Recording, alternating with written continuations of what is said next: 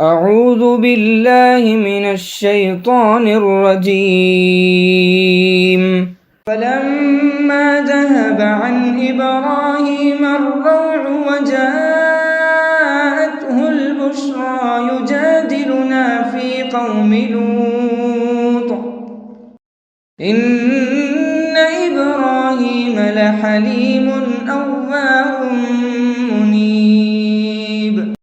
يا إبراهيم أعرض عن هذا إنه قد جاء أمر ربك وإنهم آتيهم عذاب غير مردود.